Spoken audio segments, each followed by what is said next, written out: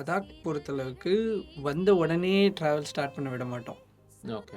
உங்களை ஏர்போர்ட்லேருந்து பிக்கப் பண்ணிட்டு ஸ்ட்ரைட்டாக ரூமில் போய் விட்டுட்டு ஒரு நாள் ரெஸ்ட் கண்டிப்பாக கொடுத்துருவோம். அப்போ தான் அந்த ஆல்டிடியூடோட உங்களோட மேட்ச் ஆவீங்க. ஸோ ஏன்னா இவ்வளோ நாள் லோ ஆல்டிடியூடில் இருந்துட்டு திடீர்னு ஹை ஆல்டிடியூட் போகிறப்போ ப்ரீத்திங் ப்ராப்ளம் வரும், தலைவலிக்கும்.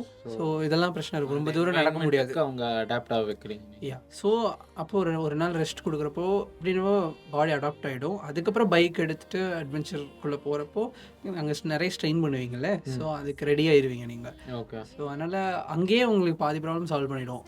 அந்த ஈவன் நீங்கள் ஒரு லடாக் போயிட்டு ஜென்ரலாக போயிட்டு ஒரு கேபை நீங்கள் ஜென்ரலாக கேட்டிங்கன்னா வரமாட்டாங்க. இப்போ தானே வந்தீங்க, அதுக்குள்ளே ட்ராவல் பண்ண அலோவ் பண்ண மாட்டாங்க. அவங்க உங்கள்கிட்ட கேட்பாங்க ரெஸ்ட் எடுத்தீங்களா அப்படின்ட்டு. நீங்கள் ரெஸ்ட் எடுத்தால் தான் கேப்லேயே வண்டி ஏற்றுவான் அடுத்தடுத்த டெஸ்டினேஷன் போகணும் அப்படின்னா. ஸோ அவங்க ரொம்ப கேர்ஃபுல்லாக இருப்பாங்க அதில், பிகாஸ் எல்லாமே உயிர் சம்மந்தப்பட்டது. எஸ். ஓகே.